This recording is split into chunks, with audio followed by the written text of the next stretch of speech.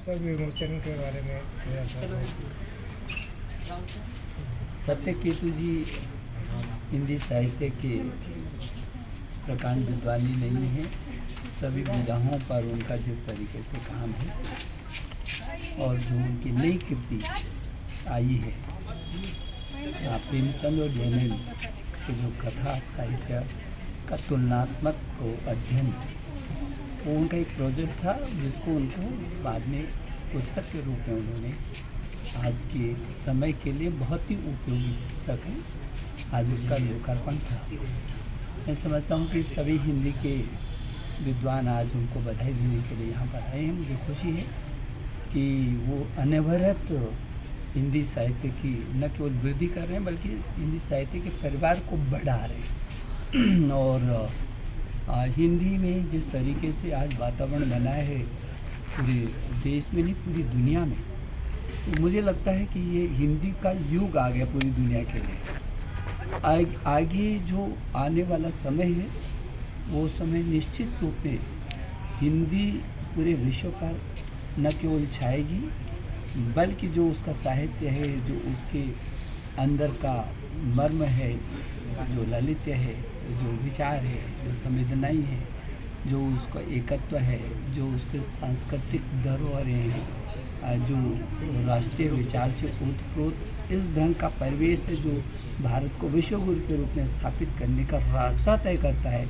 ये जो समृद्ध हिंदी साहित्य है, उस साहित्य को आगे बढ़ाने की दिशा में जिस तरीके से इस समय वातावरण बना है वो हमारे लिए बहुत सुखद है।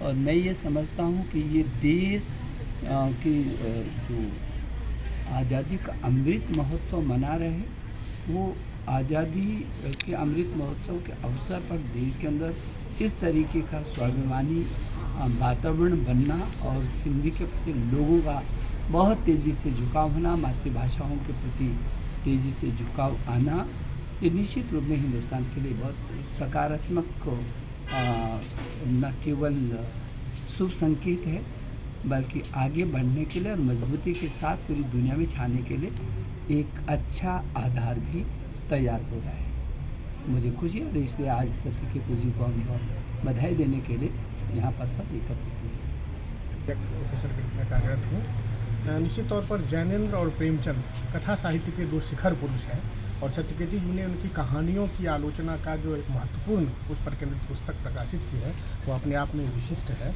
और उस पुस्तक का लोकार्पण कार्यक्रम था जिसमें आदरणीय निशंक जी मुख्य अतिथि के रूप में मौजूद थे। उन्होंने बहुत ही सुंदर ढंग से उस पुस्तक की कंटेंट को लेकर और सत्यकेतु जी के कार्य की सराहना की और उस पुस्तक को पाठकों को समर्पित करते हुए यह आह्वान किया कि हिंदी साहित्य और शोध से जुड़े विद्यार्थियों को, शोधार्थियों को अधिक से अधिक हिंदी साहित्य और आलोचना के क्षेत्र में निरंतर कार्य करते रहना चाहिए। तभी जाकर साहित्य, संस्कृति और हिंदी भाषा के दृष्टि से एक प्रोन्नति का, एक उसके विकास का वातावरण बनेगा। तो एक महत्वपूर्ण कार्यक्रम, महत्वपूर्ण आयोजन, सत्यकेतु जी को उस पुस्तक के लिए बधाई। एक सवाल सर, आपके द्वारा दिए गए हिंदी को योगदान जो भी आपने और दिया है उसके बारे में थोड़ा और बताएं। जी नहीं, हिंदी के योगदान के, हिंदी भाषा, साहित्य, संस्कृति, इन सब की प्रोन्नति के लिए अलग अलग मंचों से, अलग अलग संगोष्ठियों, अलग अलग विमर्शों के माध्यम से हम लगातार यह प्रयास करते हैं कि हिंदी और दूसरी सभी भारतीय भाषाओं का विकास हो। तो इस प्रोन्नति और विकास के लिए राष्ट्रीय अंतर्राष्ट्रीय मंचों से, राष्ट्रीय अंतर्राष्ट्रीय कार्यक्रमों के आयोजन के माध्यम से, विद्यार्थियों में इसके प्रति चेतना लाने के माध्यम से, विद्यार्थियों को अपनी भाषा, अपनी मातृभूमि, अपनी मातृभाषा जोड़ने की दृष्टि से समय समय पर अनेक प्रकार के रचनात्मक कार्य और कार्यक्रम किए जाते रहे हैं।